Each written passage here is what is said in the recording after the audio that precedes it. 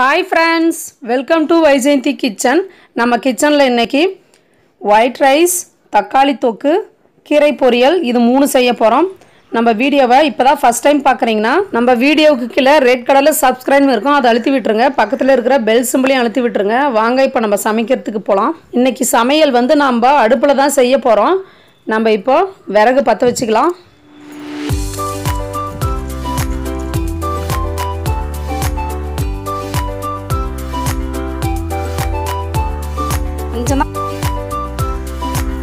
நல்லா விறகு பத்திடுச்சு.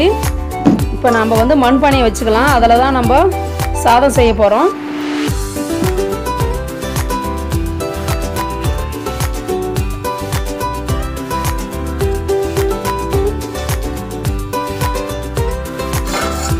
இப்போ தேவையான அளவு நம்ம தண்ணி ஊற்றிக்கலாம்.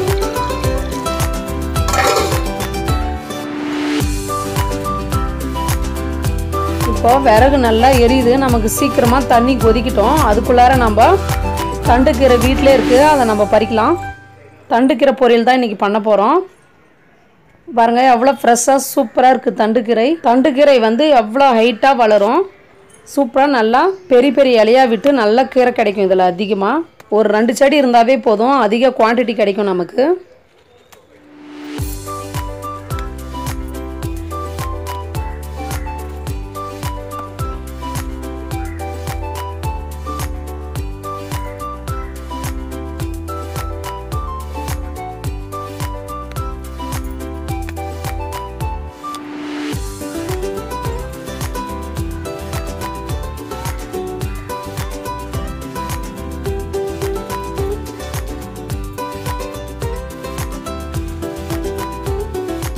அவ்வளோதான், நம்ம கீரையெல்லாம் பறிச்சாச்சு. நமக்கு இவ்வளோ கிடச்சிருக்கு.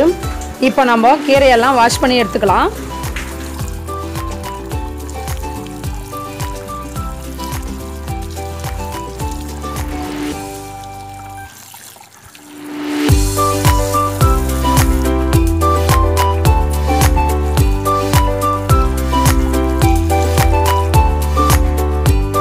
இப்போ நம்ம தண்டுக்கீரையை ஒரு 3 to 4 இலை லைனாக வச்சு நம்ம நல்லா மடித்து கட் பண்ணி எடுத்துக்கலாம். சூப்பராக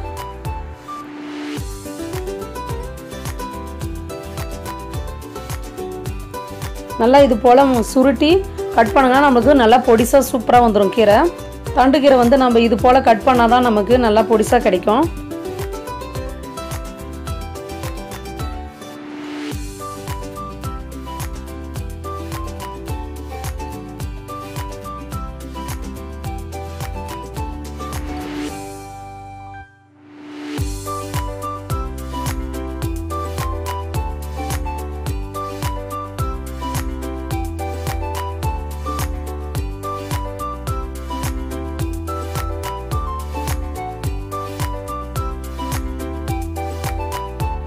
அவ்வளோதான், நம்ம எல்லா கீரையும் நல்லா பொடிசாக கட் பண்ணி எடுத்துட்டோம்.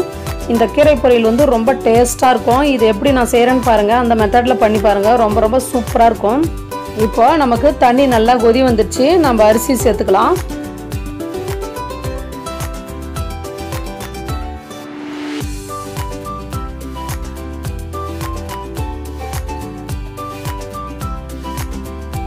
எல்லா அரிசியும் சேர்த்துட்டு இதுக்கு தேவையான அளவு உப்பு சேர்த்துக்கோங்க. சேர்த்துட்டு நம்மளுக்கு நல்லா ஒரு வாட்டி மிக்ஸ் பண்ணி விட்டுட்டு நம்ம இதை வேக வச்சுக்கலாம்.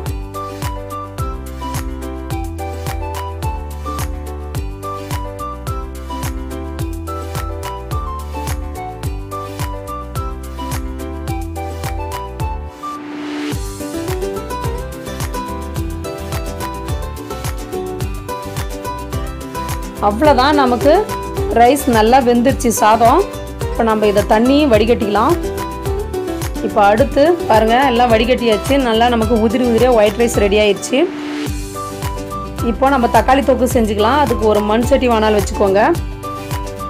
வச்சுட்டு அது காஞ்சதும் நம்ம எண்ணெய் சேர்த்துக்கலாம். ஒரு 3 to 4 டேபிள் ஸ்பூன் எண்ணெய் சேர்த்துருக்குறேன். தக்காளி தொக்குக்கு எண்ணெய் அதிகமாக இருந்தால் தான் நல்லாயிருக்கும், அதனால் நான் இந்த அளவுக்கு சேர்த்துக்கிறேன். 1/2 டேபிள் ஸ்பூன் கடுகு, 1/4 டீஸ்பூன் வெந்தயம் சேர்த்துக்கோங்க. அதே போல் 1/4 டீஸ்பூன் சீரகம் சேர்த்துக்கோங்க. சேர்த்துட்டு கருவேப்பிலை சேர்த்துக்கலாம். இப்போது ஒரு பச்சை மிளகாய் 2ஆ கட் பண்ணி வச்சுக்கிறேன், அதை சேர்த்துக்கலாம்.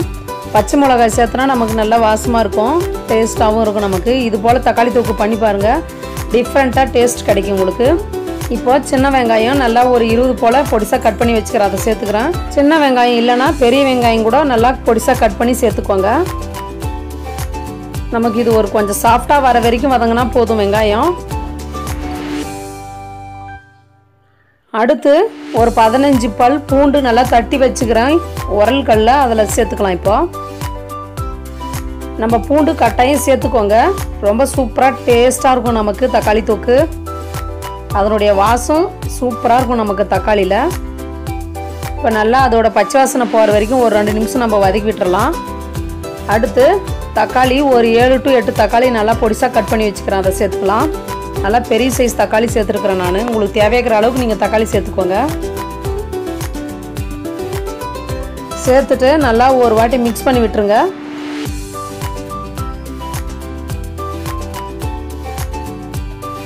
இப்போ இது சீக்கிரம் வதங்கிறதுக்கு தேவையான அளவு உப்பு சேர்த்துக்கலாம். உப்பு சேர்த்துட்டு இன்னொரு வாட்டி மிக்ஸ் பண்ணி விட்டுட்டு நம்ம மூடி வச்சு இதை குக் பண்ணிக்கலாம். நாங்கள் இது மண்பானையில் செஞ்சதுனால ரொம்ப டேஸ்ட்டாக இருந்துச்சு எங்களுக்கு இந்த தொக்கு. செம்ம சூப்பராக இருந்துச்சு. ஒயிட் ரைஸ்க்கு, சப்பாத்திக்கு கூட சாப்பிட்லாம், தோசை இட்லி கூட இந்த தொக்கு நமக்கு யூஸ் ஆகும். இப்போ பாருங்கள், நல்லா தண்ணி எல்லாம் சூப்பராக தக்காளியில் விட்டு வந்திருக்குது, நல்லா குழைய வேக ஆரம்பிச்சுக்குது. இப்போ நம்ம தட்டை எடுத்துகிட்டு வேக வச்சுக்கலாம், மூடி போடாமல் வேக வச்சுக்கலாம். இப்போது இது போல் நல்லா லைட்டாக மசிச்சு விட்டுருங்க, நமக்கு சீக்கிரமாக குயிக்காக ரெடி ஆகும்.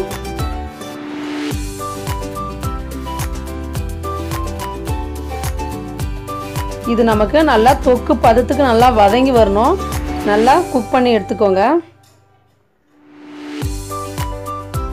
ஒரு 5 நிமிஷம் கழித்து நமக்கு இது போல் வந்திருக்கு.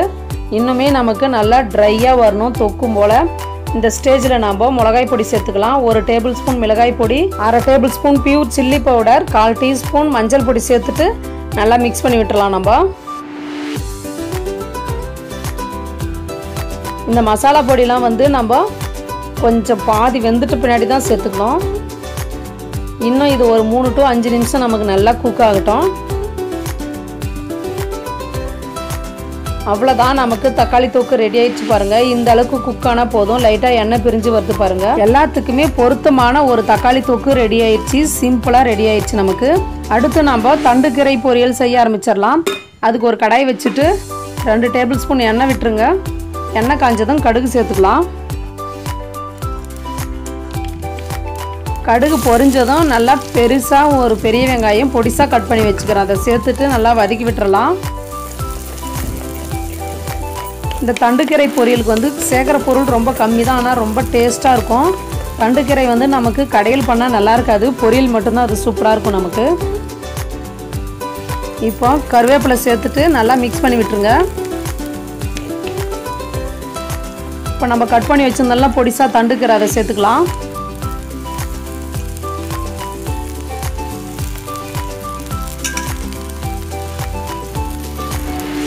நம்ம இந்த அளவுக்கு பொடிசாக கட் பண்ணதுனால நமக்கு சீக்கிரமாக கீரை வெந்துடும். இப்போ கீரையெல்லாம் சேர்த்துட்டு நல்லா கலந்து விட்டுருங்க. அந்த வெங்காயம் எண்ணெய் அது கூட எல்லாம் கலக்கட்டும் நமக்கு.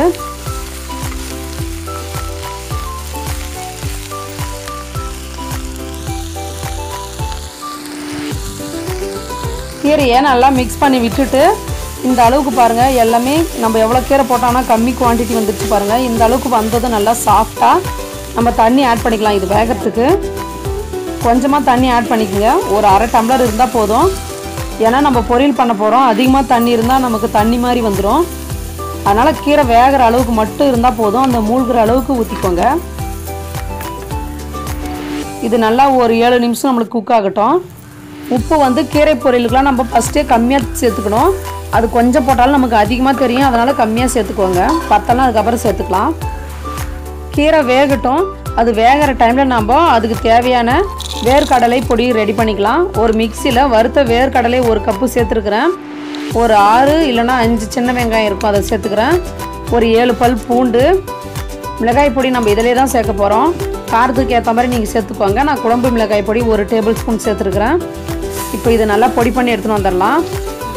இந்த பொடி தான் இந்த கீரைக்கே ஹைலைட்டு. ரொம்ப ரொம்ப டேஸ்ட்டாக இருக்கும் நமக்கு. இப்போ நல்லா கீரை வெந்துருச்சான்னு பார்த்துக்கோங்க. நல்லா மசிஞ்சு வருது, எனக்கு வெந்துருச்சு. இப்போ தண்ணியும் பாருங்கள் ஃபுல்லாக ட்ரை ஆகிட்டுருக்கு. இந்த ஸ்டேஜில் நம்ம வேர்க்கடலை பொடியை சேர்த்துக்கலாம்.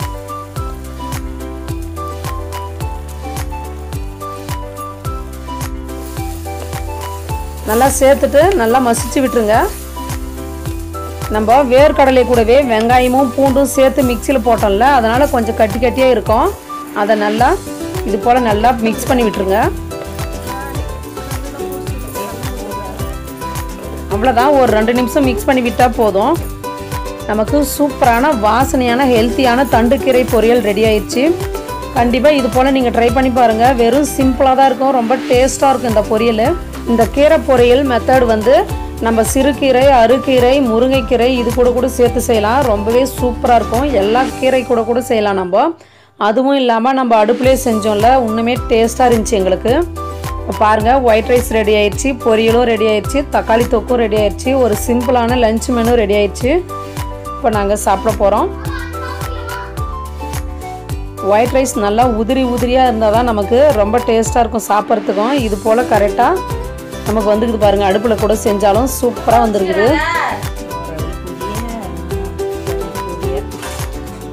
பார்க்கும்போதே இப்போவே சாப்பிடணும்னு தோணுது. அந்த அளவுக்கு டேஸ்ட்டாகவும் இருந்துச்சு. ஏன்னா நம்ம அடுப்பில் செஞ்சதுனால தான் இவ்வளோ டேஸ்ட்டாக என்னன்னு தெரியல, சூப்பராக இருந்துச்சு. ஒயிட் ரைஸ் கூட தக்காளி தொக்கு நல்லா பிசைஞ்சு சாப்பிட்டு கீரை ஒரு பொரியல் சாப்பிட்டா ரொம்ப ரொம்ப சூப்பராக இருக்கும். நீங்கள் ஒரு வாட்டி இந்த மெத்தடில் செஞ்சு பாருங்கள், உங்களுக்கு ரொம்பவே பிடிச்சிரும். இந்த ரெசிபி கண்டிப்பாக உங்களுக்கு பிடிக்கும்னு நினைக்கிறேன். பிடிச்சிருந்துச்சுன்னா மறக்காமல் வைஜெயந்தி கிச்சனை லைக் பண்ணுங்கள், ஷேர் பண்ணுங்கள், கமெண்ட் பண்ணுங்கள். மறக்காமல் ரெட் கலரில் சப்ஸ்கிரைப்னு இருக்கும், சப்ஸ்கிரைப் பண்ணுங்கள். தேங்க்யூ.